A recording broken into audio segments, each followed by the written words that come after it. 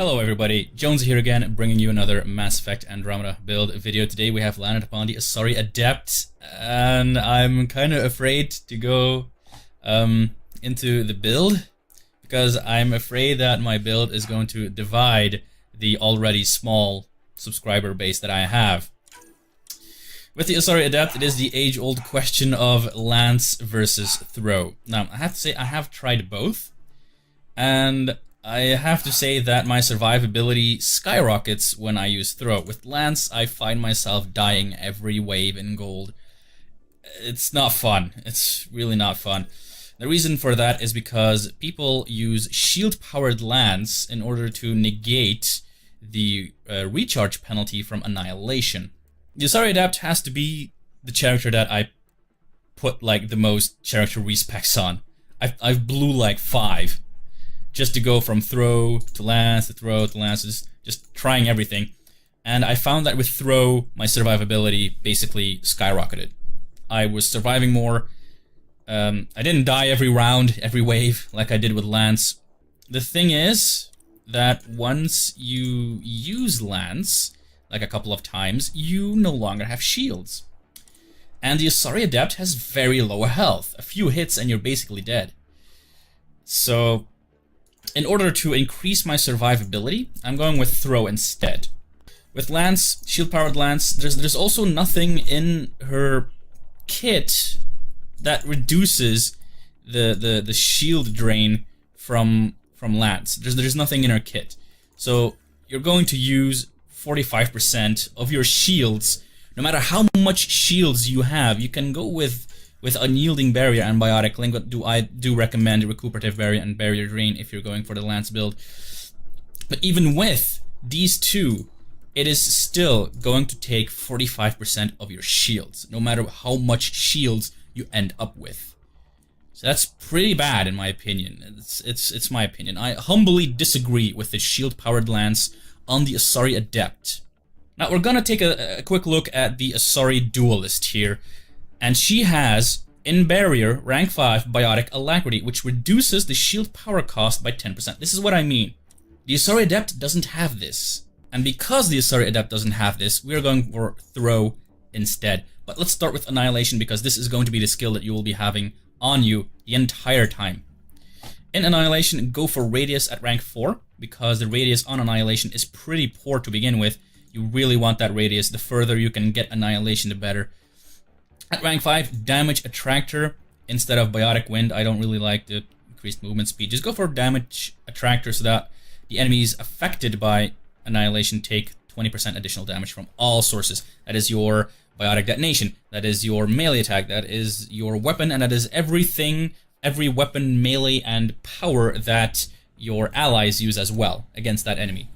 At rank 6, we're going for Draining Field, because with the Asari Adept, we kind of want to be at the front line. So making ourselves more tanky is going to help in the long run. Although you can go for Vortex if you want to have that little bit of crowd control.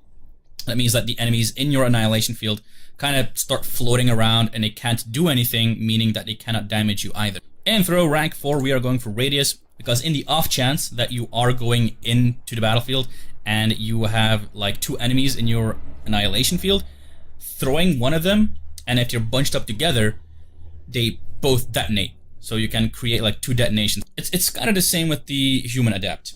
When you singularity somebody and you throw your, what's it called, shockwave, there's sometimes like 2 detonations going on. It's the same here. You can do 2 detonations. I hope I can show it to you guys in this clip. At rank 5, we want to diminish the recharge penalty we get from Annihilation. So we're going to take recharge speed instead of duration. And in rank 6, go for Swift Detonation. Not only do we do more detonation damage, we also have a better recharge speed. In Offensive Biotics, we want to reduce that recharge penalty from Annihilation even more by taking Power Efficiency to increase the recharge speeds of all of our powers. At rank 5, we're going with Exposure. Affected enemies with Biotics now causes them to take increased damage from all sources. That's another 20%. So Annihilation 20%. Offensive Barriers 20%, meaning that if there is an enemy in your Annihilation field, he will take 40% more damage from everything. everything. Your biotic detonation, your melee, your weapon, and everybody else's weapon, melee, or power that they use against that enemy. That's a lot of freaking damage plus. Done. And at rank 6, we are going for Biotic Warrior so that we do more melee and more weapon damage. In Barrier, if you're going with the shield-powered Lance build, I would suggest Recuperative Barrier and Barrier Drain. That means that you regain your shield faster. And with Barrier Drain, meaning that you can actually get a bit of shield if you melee, so that you can use Lance again. However, with this build, we are going for Unyielding Barrier and Biotic Link. Like I said, the Asari Adept is kind of more of a frontline assault person. You want to get in there, get into groups, debuff them all so that your team can do more damage, and also gain a little bit of shield through Annihilation if they are within the range of 8 meters. At rank 6, I go for Saving Barrier, because this can save your life if you're in a pickle that 100% shields restored. With Unyielding Barrier and Biotic Link means that you have a lot of shields, so Saving Barrier is going to be your saving barrier. That's basically it. So, if Saving Barrier triggers, you want to get out of there. You want to get out of the fight as soon as possible so that you can regen that little bit of health that you can, and then go back in, debuffing and damaging opponents left and right, using Throw and Lance to detonate everybody in your Annihilation field. And it's really fun. It's a really fun build. For your weapons, you can use any weapon you so desire. I'm taking the Hurricane this time because I'm thinking that you guys are kind of getting bored of my Raptor X gameplay. Your equipment should always reflect the type of damage you deal the most. Since there is no equipment right now that increases your biotic detonations, we're going with Gorilla upgrades that our weapon does more damage. Don't forget that we have Biotic Warrior, and we deal 40% extra damage to enemies in our Annihilation field, so our gun is going to do a lot of damage as well. I would also like to point out that at some point in the game's future, we are going to get pistols and SMG amps in the store. That'll probably boost our pistol damage even more, so if you can, take that instead. That all said and done, let's go check her out in a gold match. Let's see how she goes.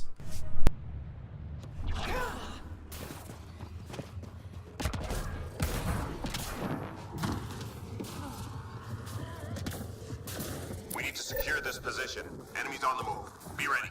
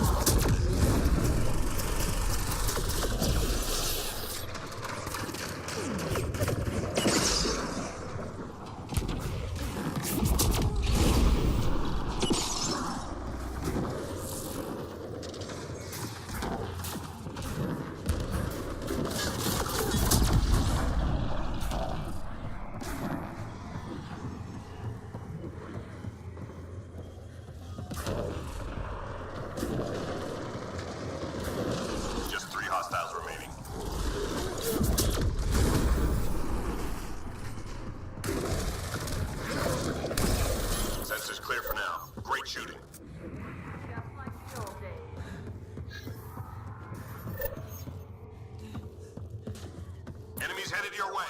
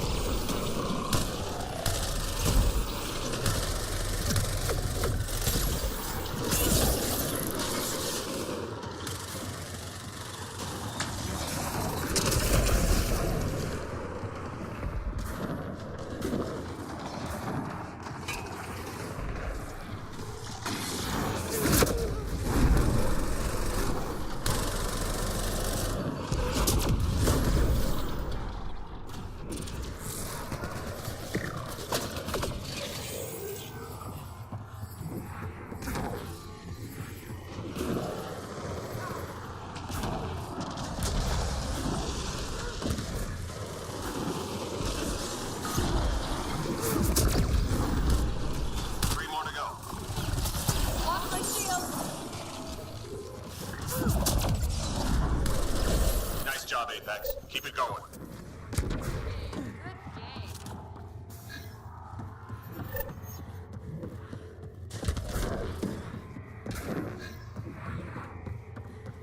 Intel says the cat left genetic surveying devices in your area. Let's find and disable them.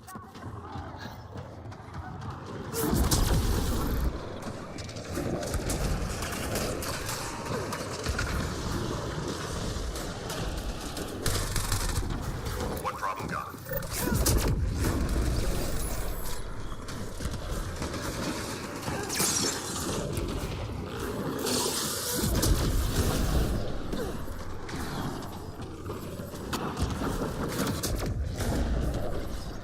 One problem gone.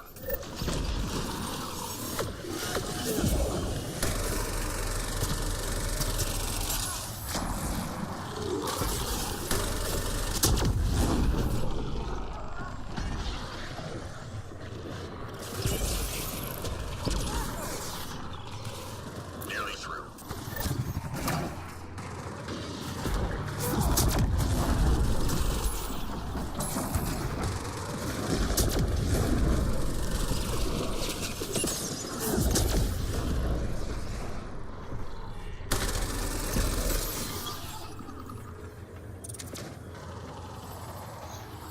All enemy devices are now offline.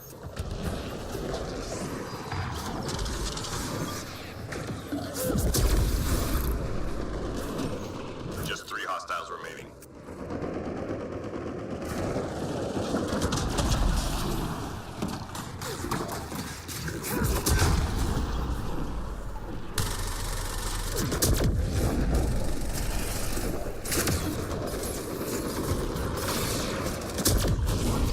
Reload. We're tracking reinforcements.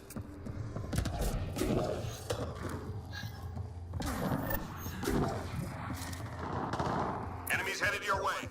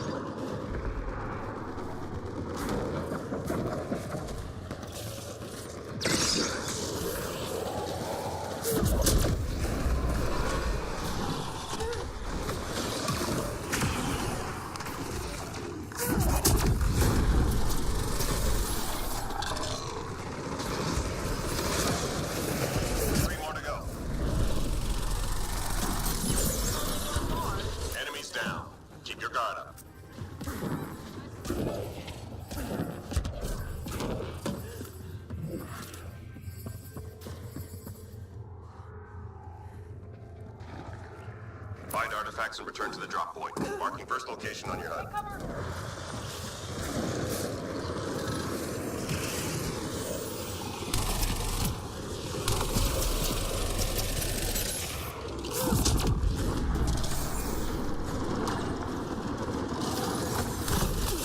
Watch your head! Artifact recovered. I'm reading a flat line.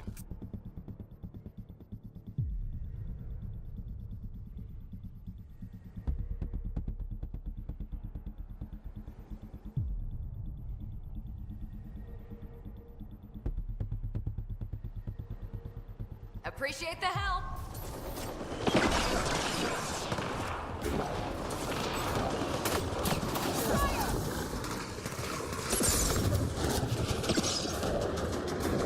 Got the drop.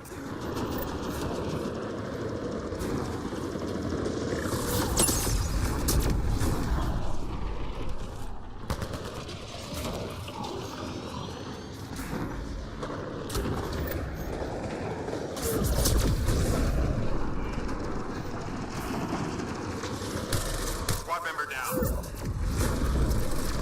Hang in there, Apex. Artifact recovered.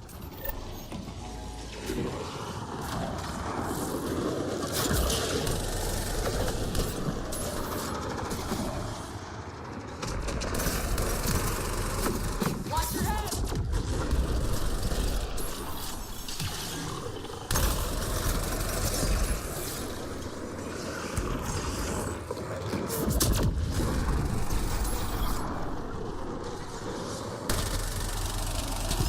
Filter down!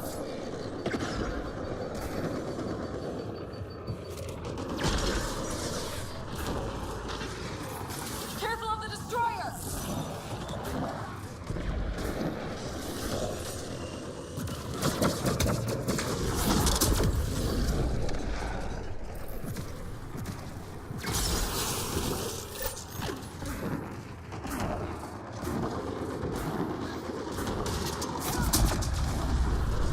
Get your ass out of range!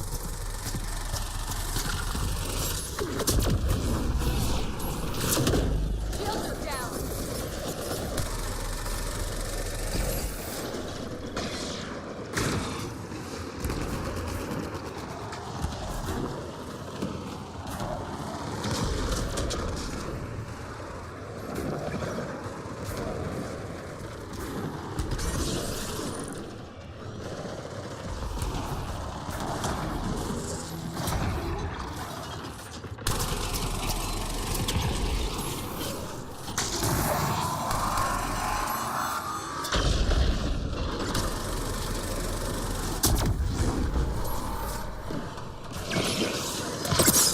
Enemies down. Keep your guard up. Good game. Good game.